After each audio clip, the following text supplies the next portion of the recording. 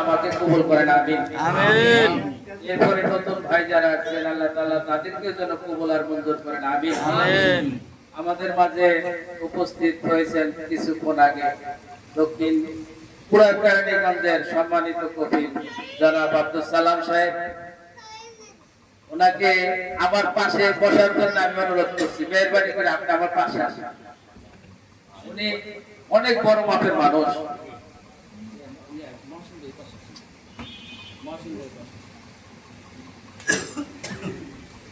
এই বনেতে বাঘ নেই ভাবিস নি তুই মনে, বড় বড় বাঘ থাকে ছোট্ট ছোট্ট বনে। এই ছোট্ট একটা মজলিস মনে হইতে পারে, কিন্তু এখানে অনেক দামি দামি লোক উপস্থিত। সুবহানাল্লাহ। আমাদের পুলিশ অফিসার ভাই আসছেন, কত ব্যস্ত মানুষ। মাননীয় প্রধান উপদেষ্টার উনি কিন্তু প্রোটোকলের দায়িত্ব আছেন। আলহামদুলিল্লাহ, আলহামদুলিল্লাহ। এমন মানুষগুলো দেখেন আল্লাহকে পাওয়ার জন্য আজকে আপনাদের মতো আমাদের মতো সাধারণ মানুষের সাথে যেখানে ডাক দেয় সেখানে ছুটে যায়। সুবহানাল্লাহ, সুবহানাল্লাহ। অহংকার নাই। লিফট করা বাড়ি, আটতলা বাড়ি, লিফট আমাদেরকে দাওয়াত করছে। আলহামদুলিল্লাহ, আলহামদুলিল্লাহ। কোনো অহংকার নাই। যখন যেখানে ডাক দিছি উনি আমাদের মাঝে আসছেন। তার পাশে যে রনি ভাই, উনি কিন্তু দেখেন হার্টে রিং পড়েছে 2 সপ্তাহ। ডাক্তারে রেস্টে থাকতে বলছে, কিন্তু জিকিরের কথা শোনার পরে উনি কিন্তু আর রেস্টে থাকে নাই। উনি বলছেন যদি কিছু হয় আল্লাহর জিকিরের মজলিসে যায় হবে। সুবহানাল্লাহ, সুবহানাল্লাহ। এরকম হিম্মত আল্লাহ তাআলা আমাদের সবাইকে পয়দা করে দিক, আমিন, আমিন। আল্লাহু আকবার। এখানে আমরা যারা আছি মানিকগঞ্জ দরবার শরীফের প্রত্যেকটা মুরিদদেরকে দেখলে মনে হয় এরা মনে হয় আলেম, এরা মনে হয় হাফেজ, না হইলে কোনো আলেমের সন্তান। কিন্তু আসলে এরকম কিন্তু খুব কম, এরকম খুব কম। আমার ডাইনে বামে যারা আছেন এরা সাধারণ মানুষ, কিন্তু একটা সাধারণ মানুষ অসাধারণ হয়ে যায় কিসের উসিলায়? একজন মানুষের উসিলায়। সুবহানাল্লাহ। হযরত ওমর রাদিয়াল্লাহু তাআলা আনহু কাফের ছিলেন।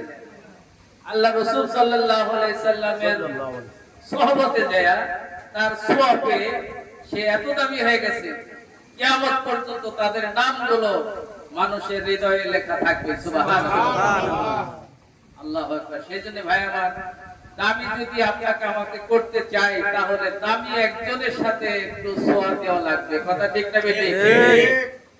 সোয়া দিলে কি হয়? দিয়ে দাও না, 40 45 50 তো চলে গেল, কি হয় না হয় এই প্রশ্ন মনে থেকে এখনো গেল না। এই প্রশ্ন বাদ দাও, মালিকুল মউত যখন নাকি তোমার শিয়রের সামনে এসে দাঁড়াবে সেই দিন বুঝবা সোয়ার দাম কত। আল্লাহু আকবার, আল্লাহু আকবার। ইমাম ফখরুদ্দিন গাজী উনি এলেমের পাহাড় ছিলেন, তারপরও বায়াত হতে হয় এই কথা উনি জানতেন যে একটা উসিলা করো, তা নইলে আল্লাহ কইবো যে তোমার আমিত্বটা মাটি দাও নাই, তুমি কারো কাছে সারেন্ডার করো নাই। সবকিছু জানা সত্ত্বেও, বোঝা সত্ত্বেও উনি একটা বায়াত পেলেন।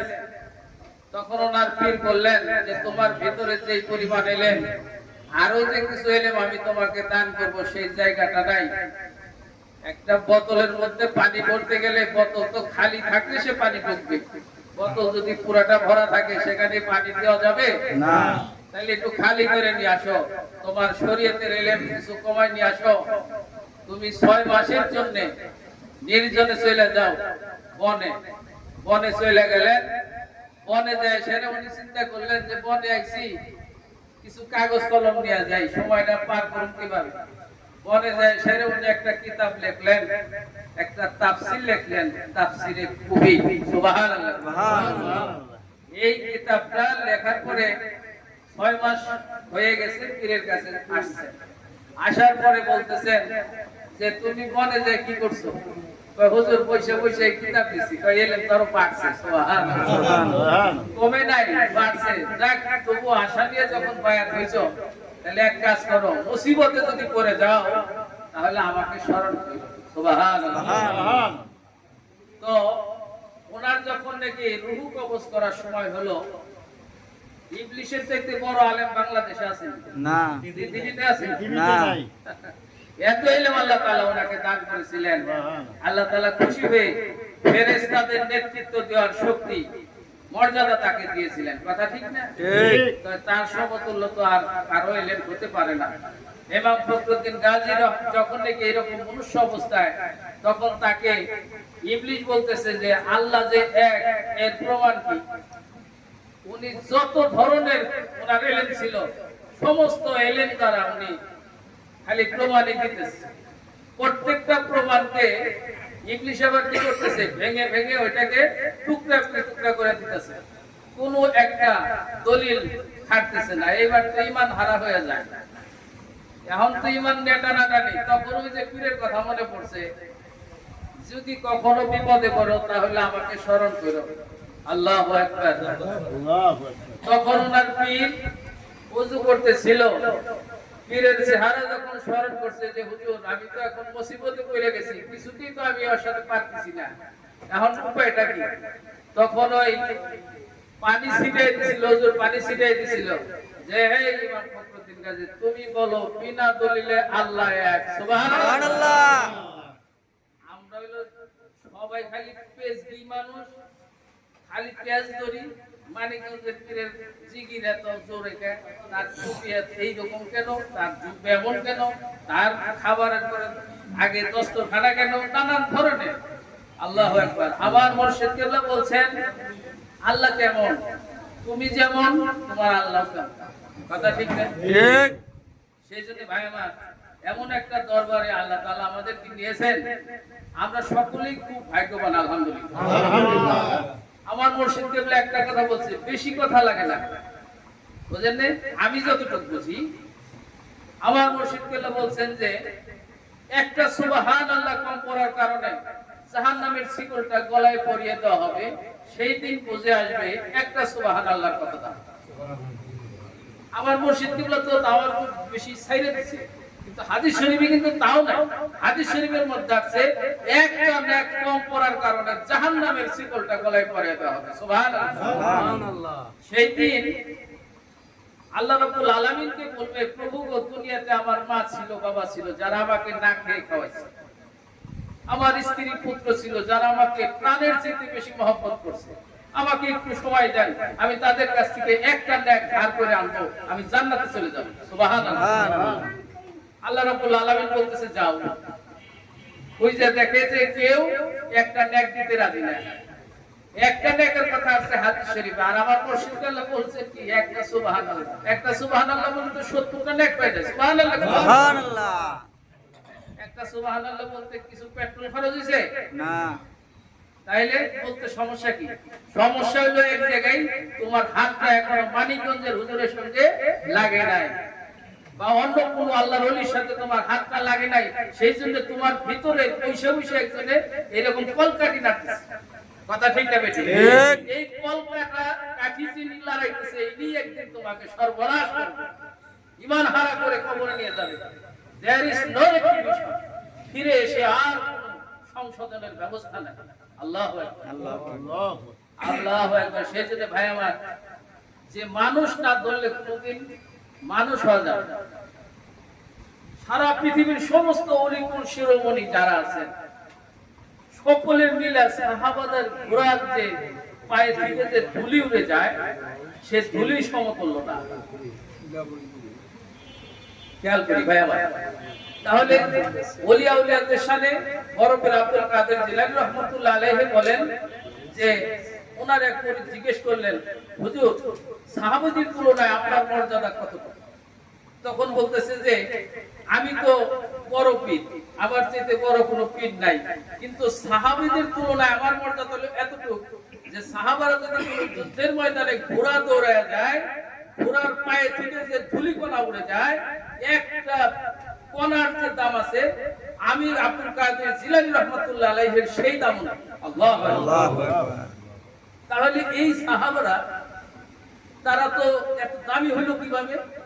এত দামি হইছে শুধুমাত্র আল্লাহর রাসূল সাল্লাল্লাহু আলাইহি সাল্লামের সান্নিধ্যে যাওয়ার কারণে। সুবহানাল্লাহ।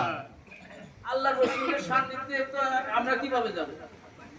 আমাদের তো সেই সুযোগ নাই, যেহেতু আখিরি নবী চলে গেছেন আমাদের মাঝ থেকে, নবী তো আর আসবে না। আল্লাহু আকবার। সাহাবী আজমাইনরা মসজিদে নববীতে আল্লাহ রাসূল সাল্লাল্লাহু আলাইহি ওয়াসাল্লামের পাশে বসে, সামনে বসে এরকম বয়ান বক্তব্য শুনতেছেন। দেখেন সাহাবারা কত ভালো ছিলেন। এক মুসলমান আর এক মুসলমানের ভাই, সুবহানাল্লাহ সুবহানাল্লাহ। মুসলমান আর এক মুসলমানের ভাই, তারা আমাদের ভাই, তারা আমাদের নিয়ে চিন্তা করছেন। কি চিন্তা করছেন? ইয়া রাসূলুল্লাহ, ইয়া হাবিবাল্লাহ, আজকে তো আপনার পাশে বসে আপনার পবিত্র চেহারা মুবারক দেখে আপনার মধুর বাণীগুলো আমরা শুনলাম, কিন্তু আজ থেকে 1400 বছর পরে যে সমস্ত উম্মতি মুহাম্মাদীরা দুনিয়া আসবে, তারা তো এই নিয়ামত থেকে বঞ্চিত হইল। তাদের জন্য আপনি কি ব্যবস্থা রেখে দিবেন? আল্লাহু আকবার। আল্লাহু আকবার। কথা বুঝতেছেন? ঠিক। যদি না বুঝেন বলবেন। সময় বহু দামি জিনিস, বহুদিন ধরে এখানে মাহফিল হয়, বহুত কিছু হয়। ওই হিসেবে আমার মনে হয় শান্টু ভাইয়ের এই বাড়িটা ভরে দেওয়ার কথা ছিল নতুন মানুষ দিয়ে, আল্লাহর আশেক পাগল দিয়া। দূরের মানুষ লাগবে না, শান্টু ভাইয়ের এলাকার মানুষই পাগল হয়ে যাবে আল্লাহর জিকির করতে করতে। ঠিক। আমরা কার জিকির করতে আসছি? আল্লাহ। যিনি আপনাকে আমাকে সৃষ্টি করেছেন। সুবহানাল্লাহ। সুবহানাল্লাহ। যে রব্বুল আলামিনের দেওয়া জবান দিয়া এত মজা করে খাই, সেই রব্বুল আলামিনের জিকির করব আমরা। এতে কিসের আর লজ্জা, কিসের ভয়, কিসের এত অজুহাত?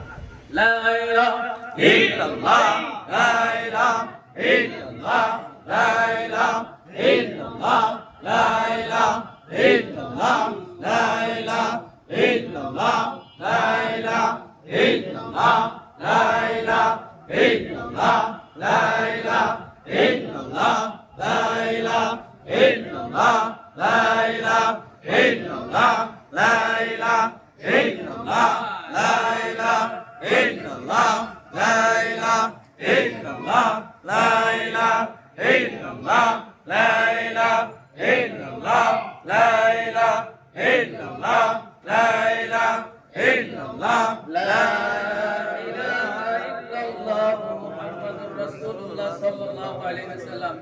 মেহেরবানি করে শান্টু ভাই আরেকটু আগে আসেন, পিছনে আমার নতুন বন্ধুরা আছেন। আলহামদুলিল্লাহ কোন আলহামদুলিল্লাহ। আমাদের নতুন ভাই দরকার। নতুন ভাই কেন দরকার? কোনো টাকা পয়সার জন্য না।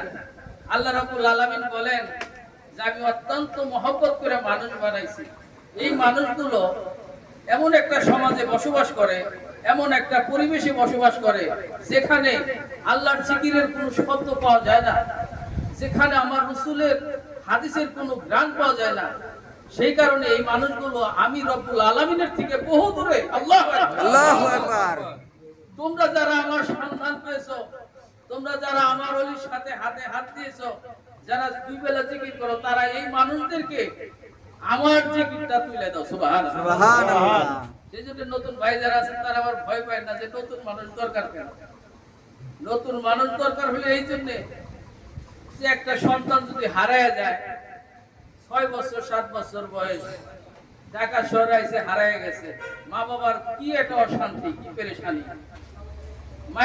মাইকিং করা হয়, প্রয়োজনে আমার সম্পদ যা আছে সব লিখে দিব, আমার সন্তানটাকে আমার বুকে ফিরে দাও। কথা ঠিক না বেঠিক?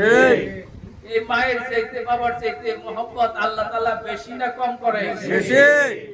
সেই রব্বুল আলামিন বান্দাদেরকে দুনিয়ায় ছেড়ে দেওয়ার পরে এই বান্দা আল্লাহর সাথে জুদা হয়ে গেছে, সম্পর্ক বিচ্ছিন্ন হয়ে গেছে। ওর চাইতে উত্তম ব্যক্তি কে হতে পারে যে আল্লাহ এবং আল্লাহর বান্দাকে একাকার করে দেয়? সুবহানাল্লাহ। এই কথা ঠিক না বেঠিক? ঠিক। সেই জন্য ভাই আমার, সময় কম, অল্প সময়ে অনেক কথা আসলে কইলে হয় না। তারপরেও আপনারা যারা এখানে আছেন জ্ঞানী, কেন জ্ঞানী মনে করি? বাংলাদেশের মধ্যে সবচেয়ে জ্ঞানী হলো শিক্ষিত সমাজ যারা, মোটামুটি ভাবে আমরা বুঝি, যারা নাকি উকিল, জজ, ব্যারিস্টার, এই শ্রেণীর লোকগুলোই বেশি মেধাবী, তাই না? তারা অনেক জটিল কাগজপাতি, সেটা বহুত কিছু সমস্যা সমাধান করে, মামলা প্রদান। তাই সেই রকম একটা চেম্বারের মধ্যে আজকে পড়ছি। আলহামদুলিল্লাহ বলে আলহামদুলিল্লাহ। সেই চেম্বারে পড়ছি, বুঝলেন? সেই চেম্বারের কাছাকাছি যারা থাকে, আর এমনি আতরের দোকানের পাশে যারা থাকে, তারা আতর কিনতে হয় না, বাসায় গেলে তারা এমনি গ্রান্ট নিয়ে যায়। কথা ঠিক না? এই জ্ঞানীর এই পরিবেশে আপনারা বসবাস করেন, আপনারাও জ্ঞানী। আলহামদুলিল্লাহ। আলহামদুলিল্লাহ। তো জ্ঞানী মানুষের জন্য এত ওয়াজ লাগে না। আল্লাহু আকবার। আল্লাহ। জ্ঞানী যারা বুঝে তারা চোখের ইশারায় মুরুখ করে বুঝাইতে পারে যে প্রকৃতি। আল্লাহু আকবার। সেই জন্য ভাই আমার একটা শুধু কথা আমি বলে দেই যে কিভাবে আল্লাহকে পাওয়া যায়। এখানে এমন একটা লোক আমি খুঁজে পাবো না যে যারা নামাজ পছন্দ করে না। কি ভাই? জি। আমার মুর্শিদ কেবল বলছেন যে ছেলেটা নামাজ পড়ে না সে ছেলেটাও একটা নামাজি মেয়ে তালাশ করে। সুবহানাল্লাহ। সুবহানাল্লাহ। তাহলে বোঝা গেল এই ছেলেটা নামাজ পড়ে না, নামাজি মেয়ে তালাশ করে বিবাহের জন্য। তাহলে নামাজকে সে পছন্দ করে। কথা ঠিক না? ঠিক। আচ্ছা, যেই মেয়েটা জীবনে নামাজ পড়ে না, কলেজ বিশ্ববিদ্যালয় ইউনিভার্সিটি পড়ে, সেই মেয়েটাও বিবাহর আগ দিয়ে যখন নাকি কানাঘুষা হয় তখন আল্লাহর কাছে কয়, আল্লাহ তুমি একজন নামাজি দিনদার মুত্তাকি পরহেজগার একটা ছেলের সাথে আমার বিবাহের ব্যবস্থা করে দাও। সুবহানাল্লাহ। সুবহানাল্লাহ। তাহলে ওই মেয়েটাও নামাজ না পড়লে কি হবে? নামাজের প্রতি তার সাপোর্ট আছে, তার ভালো লাগা ভালোবাসা আছে। কথা ঠিক না? ঠিক। আল্লাহু আকবার। সেই জন্য ভাই আমার আমরা এখানে যারা আছি সকলেই আল্লাহ পাকের ওলি হওয়ার যোগ্যতা রাখে। সুবহানাল্লাহ। সুবহানাল্লাহ। আল্লাহু আকবার। আমার দাদা হুজুর কেবল বলছেন যে সকল পিতা ঘুমিয়ে আছে, সকল শিশু রং করে। সুবহানাল্লাহ। সুবহানাল্লাহ। সকল পিতা ঘুমিয়ে আছে, সকল শিশুর অন্তরে। এই ছোট্ট ছেলেটা একদিন বাবা হবে, এই ছোট্ট মেয়েটা একদিন মা হবে। সেই কোয়ালিফিকেশন গুলো আল্লাহ রাব্বুল আলামিন তার ভিতরে গোপন করে রেখেছে। সুবহানাল্লাহ। সুবহানাল্লাহ। এই মানুষগুলো কি সারা জীবন দাড়ি ছাড়াই থাকবে? যারা আজকে দাড়ি ছাড়াইছে না। একদিন দাড়ি হবে, মাথায় টুপি উঠবে, কালেমা লা ইলাহা ইল্লাল্লাহ জিকির করবে, আকাশ বাতাস কাঁপাবে। সুবহানাল্লাহ। সুবহানাল্লাহ। সেই আল্লাহ পাকের ওলিরা এখানে আছে। আল্লাহ রাব্বুল আলামিন সবাইকে যেন আল্লাহ পাকের ওলির দপ্তরে নামটা লিখে দেন। আমিন। আমিন। যাই হোক ভাই আমার, আপনাদেরকে যে কথা আমি বুঝাইতেছিলাম, শেখ সাদি রহমাতুল্লাহ আলাইহি উনি গেলেন একদিন আম্মাম খানা। আম্মাম খানার ভিতরে কি মানে ইস্তেঞ্জা। উনি দেখে যে সুঘ্রাণ আসতেছে। কই থেকে আহে? যে মাটির চাকা থেকে। শেখ সাদি রহমাতুল্লাহ আলাইহি কবি ছিলেন, উনি তো সাধারণ ভাষায় কথা কইতেন বা পারতেন। ফার্সি। তারা যখনই কথা বলতো কথাগুলোই কবিতা হয়ে যেত। সুবহানাল্লাহ। সুবহানাল্লাহ। বলতেছে, ওহে মাটির চাকা কস্তুরী কি তুমি কি আতর দান, তোমার গায়েতে সুবাসে ভরা তুমি কি গুলিস্তান। বলতেছে কি, ওহে মাটির চাকা কস্তুরী তুমি নাকি তুমি কোন আতর গোলাপ সুগন্ধি, তুমি কি? মাটি জবাব দেয়া কইতেছে। মাটি জবাব দিয়া কয়, কহিলে যাও সব কিছু নহি আমি, আমি অতি নিচু মাটি, ফুলের সহিত থাকিয়া তাহার সকিরানে হয়েছি খাটি। সুবহানাল্লাহ। এটা মাটির চাকা। মাটি বলতেছে আমি কোন আতর গোলাপ সুগন্ধি নই, আমি ছিলাম ফুল বাগানে, ফুলের একটা ডাল, গোলাপের একটা ডাল পাকা হয়ে আমার সঙ্গে কিছুদিন মিশেছিল, সেই জন্য আমি তার গ্রানে গ্রান হয়ে গেছি। সুবহানাল্লাহ। সুবহানাল্লাহ।